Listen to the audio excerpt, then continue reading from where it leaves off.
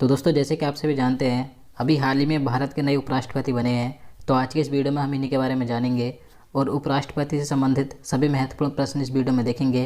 तो इसलिए वीडियो आपके लिए महत्वपूर्ण होने वाला है। आप वीडियो पूरे एंड तक देखते रहिए। तो चलिए आज का वीडियो शुरू करते हैं। तो यहाँ पर पहला प्रश्न है, भारत के नए 14वें उपराष्ट्रपति कौन बने हैं? तो भारत के नए उपराष्ट्रपति यानी कि 22 प्रेसिडेंट बने हैं जगदीप धनखड़। तो इसका आंसर ए हो जाएगा। अब देखिए कौन से नंबर के हैं, तो ये भारत के 14वें नंबर के उपराष्ट्रपति बने हैं। तो आपको एक क्रम भी याद रखना है, ये क्रम भी कई बार एग्जाम में पूछ लिया जाता है। और देखिए आपसे भी जानते हैं, इनसे पहले 25 जुलाई को भारत की नई राष्ट्रपति बनी थी जिनका नाम है द्रौपदी मुर्मू, और अब नए उपराष्ट्रपति बने हैं जगदीप धनखड़। तो आपको दोनों याद रखने हैं। देखिए इनकी बात करें तो जगदीप धनखड़ ये एनडीए के उम्मीदवार थे। इन्होंने विपक्ष में यूपीए की तरफ से जो उम्मीदवार थी मार्गरेट अल्वा को हराया है। अब देखिए चुनाव की बात करें तो आपसे भी जानते हैं, उपराष्ट्रपति के चुनाव में लोकसभा और राज्यसभा के सभी सदस्य वोट करते हैं। तो 2022 के उपराष्ट्रपति चुनाव में कुल 725 वोट पड़े, जिसमें से जगदीप धनखड़ को 528 वोट मिले, जबकि विपक्ष में मार्गरेट अल्वा को 182 वोट ही मिले थे और 15 वोट अमान्य पाए गए थे। तो इस तरीके से जगदीप धनखड़ ने उपराष्ट्रपति का चुनाव जीत लिया और ये भारत के नए 14वें उपराष्ट्रपति बने हैं। देखिए जगदीप धनखड़ ये 11 अगस्त 2022 को उपराष्ट्रपति पद की शपथ लेंगे, तो याद रखना है। इसके बाद क्वेश्चन नंबर 2 है, उपराष्ट्रपति जगदीप धनखड़ का जन्म किस राज्य में हुआ था? तो इनका जन्म हुआ था राजस्थान राज्य में। तो इसका आंसर सी हो जाएगा। तो देखिए जगदीप धनखड़ का जन्म 18 मई 1951 को हुआ था। कहाँ पर हुआ था? तो राजस्थान राज्य के झुंझुनू जिले के ठिकाना गांव में हुआ था, याद रखना है। अब देखिए कौन सी जाति के हैं, तो ये जाट हैं। और ये किस पार्टी से हैं? तो ये भारतीय जनता पार्टी से हैं। और इनके पिता का नाम गोपाल चंद है और माँ का नाम है केसरी देवी। और देखिए इनके बारे में आगे बात करें तो देखिए जगदीप धनखड़ ये पश्चिम बंगाल के 27वें राज्यपाल भी रह चुके हैं 30 जुलाई 2019 से जुलाई 2022 तक। यानी कि ये अब तो उपराष्ट्रपति बन गए हैं, लेकिन ये उपराष्ट्रपति बनने से पहले पश्चिम बंगाल के राज्यपाल थे। इन्होंने जुलाई 2022 में ही पश्चिम बंगाल के राज्यपाल पद से इस्तीफा दिया था और ये अब नए उपराष्ट्रपति देश के बन गए हैं। देखिए इससे पहले ये राजस्थान के झुंझुनू से लोकसभा सांसद एवं केंद्रीय मंत्री भी रह चुके हैं और ये राजस्थान के किशनगढ़ से विधानसभा के सदस्य भी रहे हैं, तो याद रखना है। इसके बाद क्वेश्चन नंबर 3 है, भारत के 13वें उपराष्ट्रपति कौन थे? तो देखिए अब बात करें भारत के 13वें नंबर के उपराष्ट्रपति कौन थे, तो वेंकैया नायडू थे। तो इसका आंसर बी हो जाएगा। देखिए वेंकैया नायडू का कार्यकाल 11 अगस्त 2017 से 10 अगस्त 2022 तक का था। अब इनके बाद 11 अगस्त 2022 से भारत के 14वें उपराष्ट्रपति कौन बन जाएंगे? तो जगदीप धनखड़ बनेंगे, तो याद रखना है। इसके बाद क्वेश्चन नंबर 4 है, संविधान के किस अनुच्छेद में उपराष्ट्रपति पद का प्रावधान किया गया है? तो इसका आंसर भी हो जाएगा अनुच्छेद 63 में।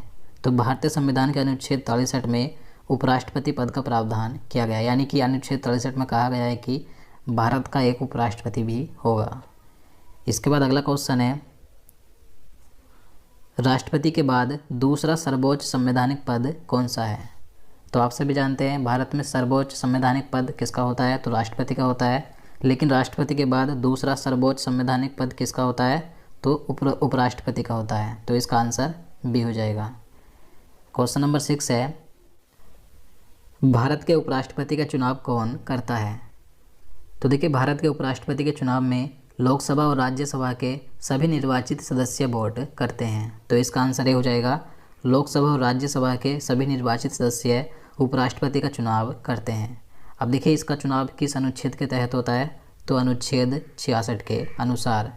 अब देखिए बात करें उपराष्ट्रपति का चुनाव किस पद्धति के माध्यम से किया जाता है? तो आनुपातिक प्रतिनिधित्व प्रणाली के अनुसार एकल संक्रमणीय मत पद्धति के माध्यम से अप्रत्यक्ष रूप से उपराष्ट्रपति का चुनाव होता है, तो याद रखना है। इसके बाद अगला क्वेश्चन है, भारत का उपराष्ट्रपति बनने के लिए कौन सी योग्यता होनी चाहिए? तो इसका आंसर ये हो जाएगा उपरोक्त सभी। यानी कि अगर भारत का उपराष्ट्रपति बनना है तो कौन कौन सी योग्यता होनी चाहिए? तो वह भारत का नागरिक हो, उसकी आयु 35 वर्ष पूरी हो चुकी हो और वह राज्यसभा का सदस्य निर्वाचित होने की योग्यता रखता हो और वह किसी सरकारी लाभ पद पर न हो। तो ये सभी योग्यता होनी चाहिए उपराष्ट्रपति बनने के लिए। इसके बाद अगला क्वेश्चन है, उपराष्ट्रपति को शपथ कौन दिलाता है? तो देखिए भारत के उपराष्ट्रपति को पद की शपथ कौन दिलाता है? तो राष्ट्रपति दिलाता है। तो इसका आंसर बी हो जाएगा। और बात करें कि राष्ट्रपति को शपथ कौन दिलाता है, तो सर्वोच्च न्यायालय का मुख्य न्यायाधीश राष्ट्रपति को शपथ दिलाता है, जबकि उपराष्ट्रपति को दिलाता है राष्ट्रपति। इसके बाद क्वेश्चन नंबर 9 है, उपराष्ट्रपति अपना इस्तीफा किसे देता है? तो देखिए अगर भारत का उपराष्ट्रपति अपना इस्तीफा यानी कि त्यागपत्र देना चाहे तो वह किसे देगा? तो राष्ट्रपति को। तो इसका आंसर ए हो जाएगा। इसके बाद नेक्स्ट क्वेश्चन है, भारत के उपराष्ट्रपति का कार्यकाल कितने समय के लिए होता है? तो देखिए उपराष्ट्रपति का कार्यकाल 5 वर्ष का होता है। तो इसका आंसर सी हो जाएगा। इसके बाद अगला क्वेश्चन है, उपराष्ट्रपति पद हेतु न्यूनतम आयु कितनी होनी चाहिए? तो देखिए भारत का उपराष्ट्रपति बनने के लिए न्यूनतम आयु कितनी वर्ष होनी चाहिए? तो 35 वर्ष होनी चाहिए, जो कि राष्ट्रपति की है। तो इसका आंसर सी हो जाएगा। इसके बाद अगला क्वेश्चन है, राज्यसभा का पदेन सभापति कौन होता है? तो देखिए राज्यसभा के पदेन सभापति कौन होते हैं? तो भारत के जो उपराष्ट्रपति होते हैं तो ये राज्यसभा के सभापति होते हैं। तो इसका आंसर बी हो जाएगा।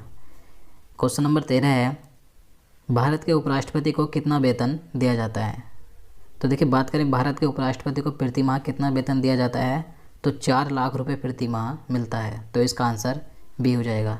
जबकि भारत के राष्ट्रपति को 5 लाख रुपए प्रति माह दिए जाते हैं। इसके बाद नेक्स्ट क्वेश्चन है,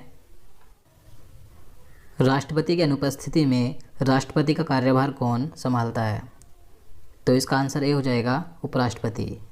तो देखिए भारतीय संविधान के अनुच्छेद 65 के अनुसार अगर किसी भी कारण से राष्ट्रपति का पद खाली हो गया है तो उसका कार्यभार कौन संभालेगा? तो उपराष्ट्रपति संभालेगा। उपराष्ट्रपति राष्ट्रपति के रूप में कार्य करेगा। याद रखना है, देखिए जब तक नया राष्ट्रपति का निर्वाचन नहीं हो जाता तब तक उपराष्ट्रपति ही राष्ट्रपति का कार्यभार संभालता रहेगा। इसके बाद अगला क्वेश्चन है, जब उपराष्ट्रपति राष्ट्रपति के रूप में कार्य करता है तो वह किसका वेतन लेता है? तो देखिए जब उपराष्ट्रपति राष्ट्रपति के रूप में कार्यभार संभालता है तो उसे राष्ट्रपति का ही वेतन दिया जाता है, यानी कि जो वेतन राष्ट्रपति को मिलता है वही वेतन उपराष्ट्रपति को जब राष्ट्रपति के रूप में वह कार्य कर रहा है तो उसे दिया जाता है। तो इसका आंसर क्या हो जाएगा? ऑप्शन बी हो जाएगा। राष्ट्रपति का वेतन ही उपराष्ट्रपति को दिया जाता है जब वह राष्ट्रपति के रूप में कार्य करता है। इसके बाद अगला क्वेश्चन है, उपराष्ट्रपति के चुनाव संबंधी विवाद कौन देखता है? तो देखिए अगर उपराष्ट्रपति के चुनाव में कोई भी विवाद हो जाता है तो उसे कौन देखता है, उसे कौन निपटाता है? तो सर्वोच्च न्यायालय। तो इसका आंसर ए हो जाएगा। इसके बाद अगला क्वेश्चन है, संविधान में उपराष्ट्रपति के पद का प्रावधान किस देश के संविधान से ग्रहण किया गया है? तो देखिए भारतीय संविधान में जो उपराष्ट्रपति का पद है तो इसे किस देश के संविधान से लिया गया है? तो इसे अमेरिका के संविधान से ग्रहण किया गया है। तो इसका आंसर बी हो जाएगा। इसके बाद क्वेश्चन नंबर 18 है, भारत के प्रथम उपराष्ट्रपति कौन थे?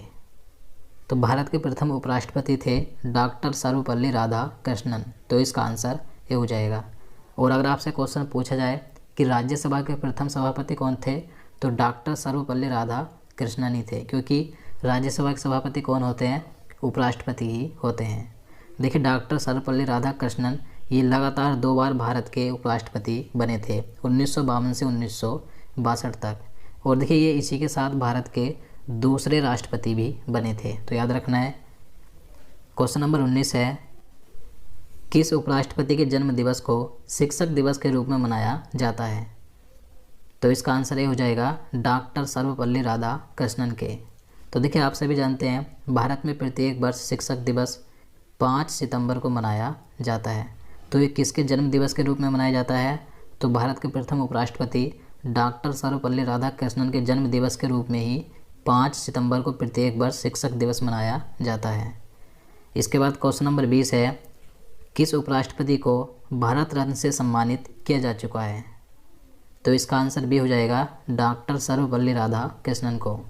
तो देखिए 1954 में भारत के प्रथम उपराष्ट्रपति डॉक्टर सर्वपल्ली राधाकृष्णन को भारत का सर्वोच्च नागरिक सम्मान भारत रत्न से सम्मानित किया गया था। तो याद रखना है। तो दोस्तों आज के लिए इतना ही। अब चलिए आज का क्वेश्चन देख लेते हैं, जिसका आंसर आपको नीचे कमेंट बॉक्स में बताना है। तो आज का प्रश्न है, 68वें राष्ट्रीय फिल्म पुरस्कारों में बेस्ट निर्देशक यानी कि बेस्ट डायरेक्टर का अवार्ड किसे मिला? तो इसका आंसर आपको नीचे कमेंट बॉक्स में बताना है। तो दोस्तों आज के लिए इतना ही। उम्मीद करता हूँ आपको वीडियो पसंद आया, और आपको वीडियो अच्छा लगा हो, आपके लिए हेल्पफुल हो, तो प्लीज़ वीडियो को लाइक और शेयर करना, साथ ही चैनल को भी सब्सक्राइब कर लेना। तो चलिए मिलते हैं नेक्स्ट वीडियो में। जय हिंद, जय भारत।